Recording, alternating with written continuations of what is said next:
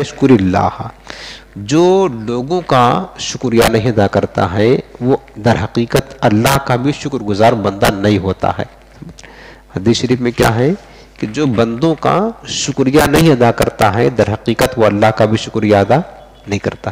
اگر آپ کے ساتھ کسی نے ذرہ برابر احسان کیا نا، مثلا ایک گلاس پانی پلا دیا، آدھی کپ چائے پلا دیا، تو حکم یہ کیا ہے؟ ہمیں حکم یہ ہے کہ ہم کہیں کم از کم اتنا کہیں جزاک اللہ، اتنا کہنا، اس کا شکریہ ادا کر دینا ہے۔ یہ تو عربی زبان میں ہے، سنت ہے، شکریہ بھی کہہ سکتے ہیں، لیکن بہرحال ہمیں حکم ہے کہ، اور یہ بھی حدیث پاک میں، کہ جو بندہ لوگوں کا جتنا زیادہ شکریہ ادا کرتا ہے اتنا ہی زیادہ اللہ کا شکر گزار بندہ ہوتا ہے۔ اور جو لوگوں کا شکریہ، یعنی اللہ کے بندوں کا جو شکریہ نہیں ادا کرتا ہے در حقیقت وہ اللہ کا بھی شکر گزار بندہ نہیں ہوتا ہے۔ غریب نواز سرکار کا احسان کم ہے، دین دیا، ایمان دیا، قرآن لے کر کے آئے، ان سے بڑا احسان کس پر ہے یار؟ ہمارے ساتھ تو کوئی، اگر ہم کوئی سامان گفٹ کر دے ہم اس کو کہتے ہیں شکریہ ادا کرتے ہیں، انہوں نے نور ایمان سے ہمارے دلوں کو روشن فرمایا، اب تو کتنا بڑا احسان کیا ہے۔ اب ان کا شکریہ کیا ہے؟ ادا کرنے کی ضرورت تو ہے نا۔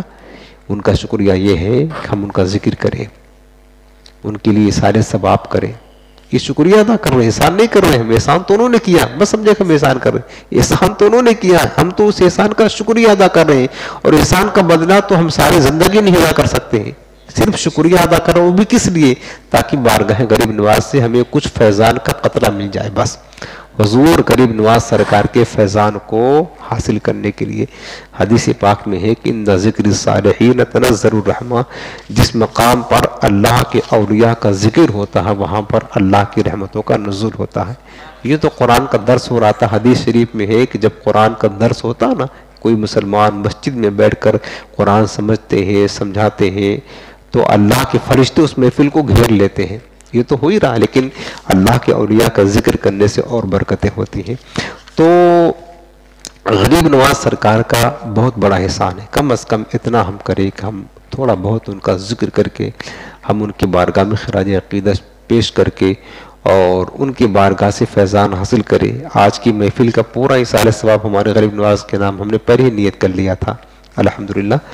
تو دو چند باتیں، زیادہ نہیں، دو چند باتیں غریب نواز سرکار کی تعلیمات کے حوالے سے میں عرض کرتا ہوں، وہ آپ سن لیں اور اس پر عمل کریں۔ آج ہمارے یہاں پریشانی یہ ہے نا کہ سنی مسلمان جو ہوتے ہیں نا، یہ اولیاء سے بڑی محبت کرتے ہیں، یہ کہیں تو پورا گھر لوٹا دیا اولیاء کے نام پر، محبت بڑی کرتے ہیں، لیکن خرابی کہاں آتی ہے؟ خرابی یہاں آتی ہے کہ جو بزرگوں کی تعلیمات ہے حقیقت میں، جس سے وہ اولیاء خوش ہوتے ہیں، جس سے وہ اولیاء کرام خوش ہوتے ہیں، وہ کام نہیں کرتے ہیں۔ وہ کس سے خوش ہوتے ہیں؟ آپ کو معلوم ہونا چاہیے کہ ساری زندگی انہوں نے کیا کیا ہے، بتائیں پہلے، ساری زندگی کیا کیا ہے انہوں نے؟ اتنی مشقتیں جھیلی ہیں، گھر بار چھوڑا ہے، خاندان چھوڑا ہے، ساری قربانیاں دی ہیں، کیا کیا ہے؟ کیوں؟ تو جواب یہ کیا ہے گا، حضور کے دین کی خدمت کی ہے، شریعت کو بچایا ہے، سنت پر عمل کیا ہے، شریعت پر عمل کیا ہے، اور ساری زندگی سنت و شریعت پر عمل کیا ہے، سمجھ رہے نا؟ تو اب اسی کی خاطر تو، یعنی ہم کو عمل کروانے کے لیے سنت رسول پر، شریعت پر، نمازوں پر، دین پر، اسی کی خاطر تو زندگی قربان کر دی، اب ہم وہی چھوڑ کر کے باقی سب کام کر رہے ہیں، تو بتاؤ کبھی خوش ہوں گے؟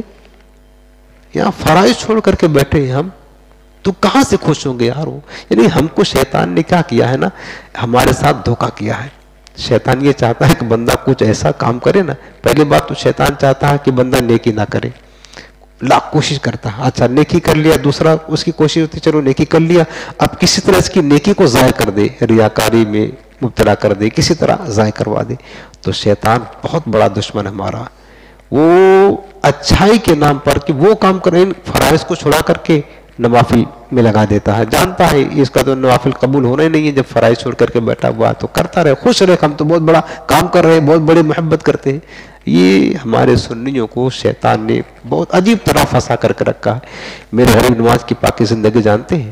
ایک مثال بتاتا ہوں، یہ جو افسوس ہوتا، دکھ ہوتا ہے کہ لوگ نام تو بزرگوں کا لیتے ہیں، لیکن ان کے نام پر غلط مطلب ان کے دل میں، ذہن میں بیٹھ گیا ہے، اور بزرگوں کی سیرت پر، تعلیمات پر، اخلاق و کردار پر کچھ بھی عمل نہیں کرتے ہیں۔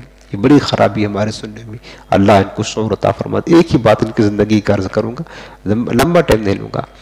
غریب نواز سرکار کی مطلب دیکھیں نا کہ محبت شریعت سے, حضور کی خاص سنت سے. مسلمان تو فرض چھوڑ کر کے بیٹھا, ہم سنت کی دعوت کیا دیں اس کو یار؟ فرائض چھوڑ کر کے بیٹھا, فرائض, سنت کی کیا دعوت دے؟ سنت کی بات کرتا ہوں.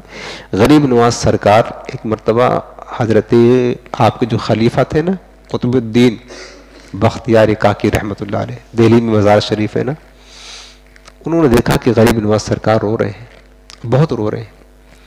تو پوچھنے لگے, بے چین ہو گئے, اور مرید صادق تھے, بڑی محبت کرتے تھے اپنے پیر و مرشد سے.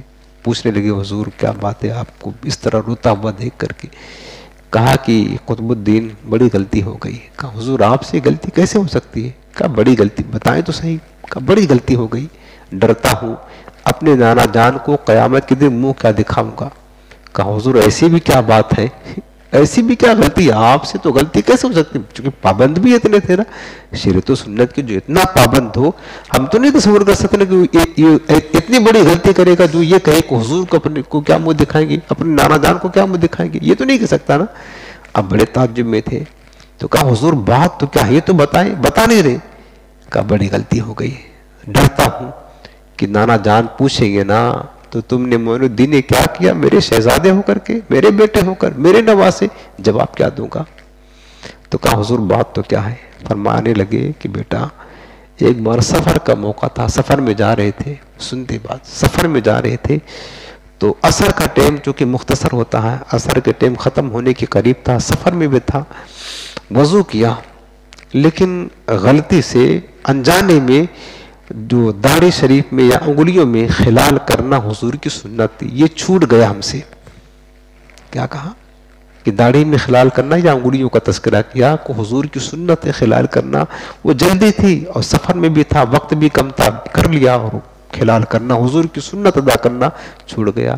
اب اسی دن سے میں نے آسمان کی طرف نگاہ نہیں اٹھائی شرم کے مارے, اور ڈرتا ہوں کہ قیامت کے دن نانا جان پوچھیں گے کہ معین الدین جب تو ہی میرا نواسا ہو کر, میرا شہزادہ ہو کر میری سنت کو چھوڑے گا تو میری امت کیا کرے گی, پھر کیا جواب دوں گا. 40 برس گزر گئے, اس حال میں روتا ہوں. بتاؤ, یعنی نصیحت ہمارے لیے, ہم کتنا نام لیتے ہیں حضور غریب نواز کا, اور کتنا مطلب محبت کا دعویٰ کرتے ہیں. حال یہ ہے کہ فرض چھوٹ رہا ہے.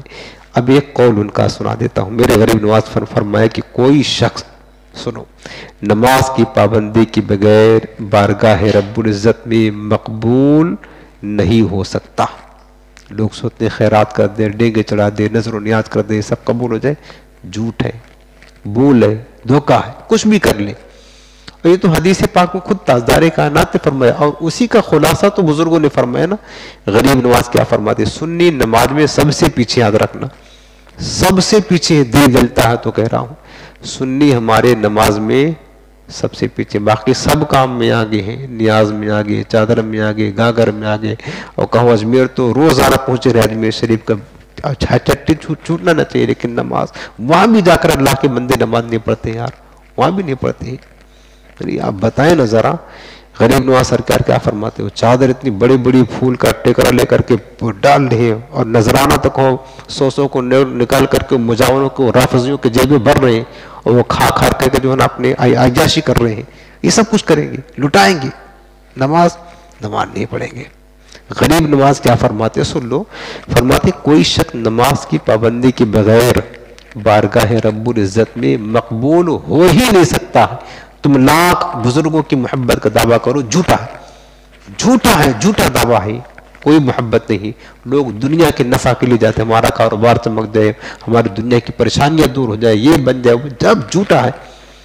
اور سنو, کیونکہ نماز یہ مومن کی معراج ہے.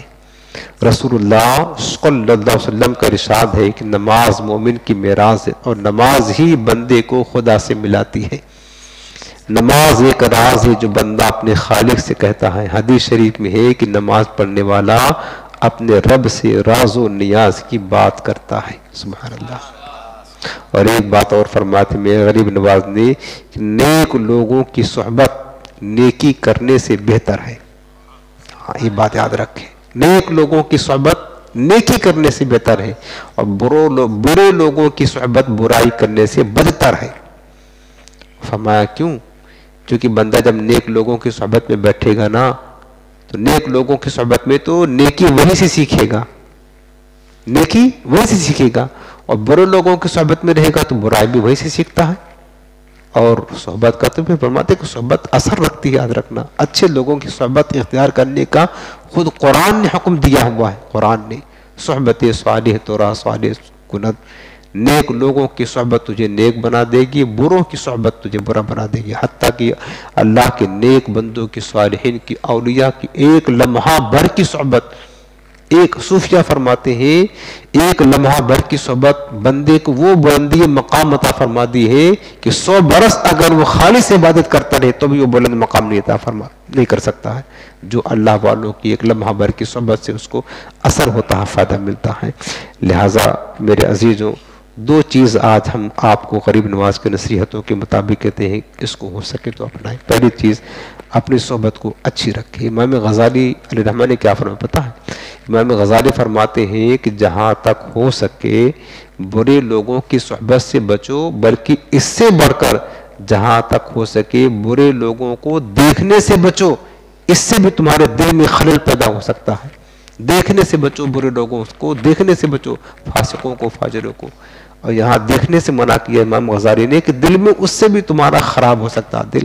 اور ہمارے شب و روز بس انہی بے نمازیوں کے ساتھ گزر رہے ہیں، برے لوگوں کے ساتھ، فاسقوں کے ساتھ، فاجروں کے ساتھ، گناہ گاروں کے ساتھ، گالی بکنے والوں کے ساتھ، گانا گانے والوں کے ساتھ، دن و رات ان کے ساتھ گزر رہے ہیں، تو ہمارے دل کا حال کیا ہوگا بتائیں؟ کہاں سے درست ہوگا؟ کہاں سے درست ہوگا؟ اچھے لوگوں کی صحبت، اچھی صحبت نہیں ملتی کوئی بات نہیں، کتاب پڑھے، مطالعہ کرے، علماء کی بیانات سننا، ان کی صحبت اختیار کرنا، اہل سنت کے علماء ان کے آپ بیانات سنیں، سب کچھ آپ کے موبائل میں موجود ہے۔ تو بہرحال میرے غریب نواز کی نصیحت ہے، پہلی نصیحت ہے کہ اچھے لوگوں کی صحبت اختیار کرے، اور حدیث پاک میں تاجدار کائنات نے خود فرمایا ہے، ولا ترمذی شریف کی حدیث ہے، ولا تصاحب الا مؤمنا ولا یاکل طعامک الا تقی، فرمایا کہ اگر صحبت اختیار کرنا ہے تو سوائے مومن کامل کی کسی کو صحبت نہ اختیار کرو، بیٹھو تو جو مومن بندہ ہے کمال تک پہنچا، نیک لوگ، ان کی صحبت میں رہو۔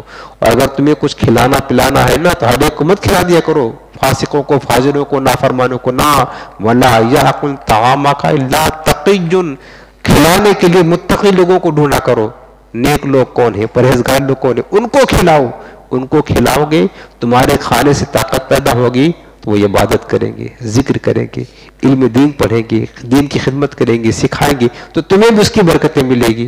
اور نافرمانوں کھلاؤ گے تو کیا کریں گے؟ وہ گالیاں بکیں گے، گناہ کریں گے، نافرمانی کریں گے، تمہارا کھا کر کے، طاقت پیدا کر کے، تمہیں کیا ملے گا؟ حضور نے فرمایا ہے کھانا کھلاؤ، کچھ کھلانا ہے تو اچھے لوگوں کو تلاش کرو، صحبت اختیار کرنا ہے تو مومن کی صحبت اختیار کرو۔ تو ایک تو صحبت اچھے رکھے، دوسری چیز نمازوں کی، فرض نمازوں کی پابندی۔ اللہ ہمیں ان تمام نصیحتوں پر عمل کی توفیق عطا فرمائے، آمین بجاہ نبی کریم۔